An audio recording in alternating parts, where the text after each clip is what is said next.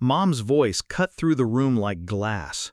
"You're the most useless child we have." The air froze. Forks hung mid-air. My brothers smirked. My aunts shifted uncomfortably.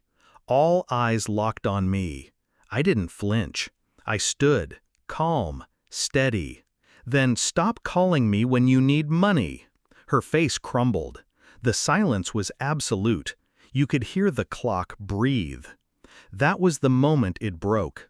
But the fracture started years ago. Backstory. People think betrayal is sudden. It isn't. It's layered, slow, like rust eating steel.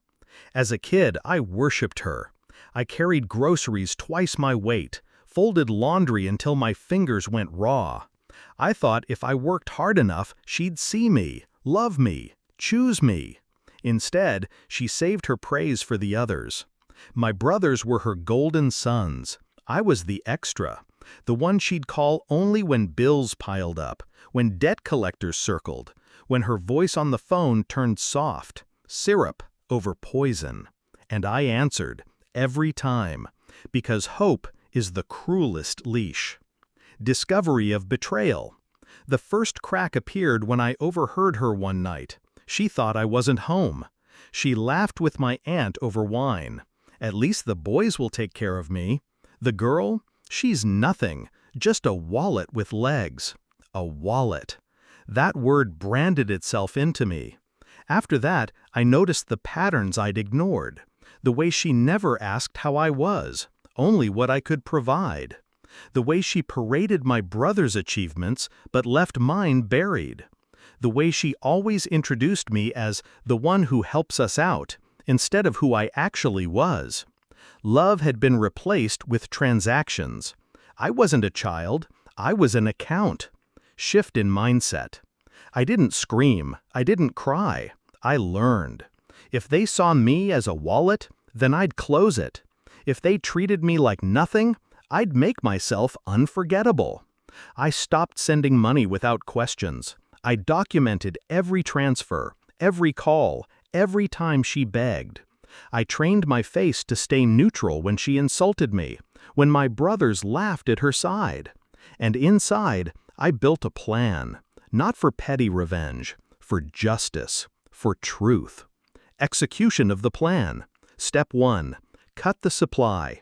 I told her I was going through a rough patch. No more money, no excuses. Her voice turned sharp, impatient. The mask slipped. Step 2. Watch the fallout.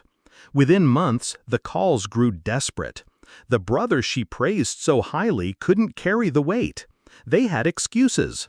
They had families. They had nothing to give. Step 3. Control the narrative. I kept receipts, literal and emotional. I shared them quietly with relatives. "Oh, I can't help anymore, but remember how I used to send her the mortgage money?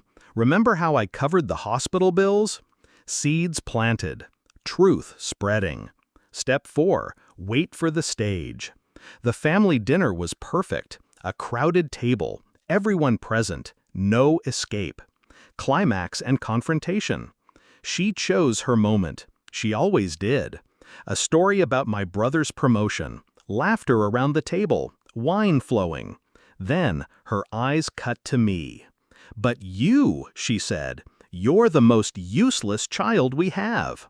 Laughter stilled. I stood, calm, controlled. The moment I'd engineered. Then, "Stop calling me when you need money." Gasps. The words detonated. Her face collapsed. She opened her mouth, but no sound came. My brothers shifted in their seats, uncomfortable, caught in the truth. Aunts avoided eye contact. Uncles coughed into silence. I didn't need to say more. Years of evidence spoke for me. Every unpaid debt, every whispered insult, every time she put me last. The courtroom was the dinner table. The verdict was the silence that followed. Resolution. I sat back down, steady hands on the table. My food tasted like freedom. She never looked at me the same again.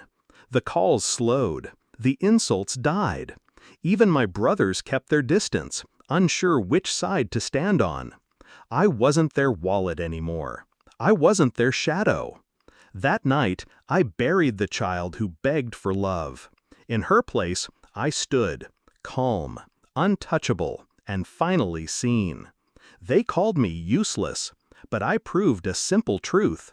The most dangerous person at the table isn't the loudest, it's the one who waits.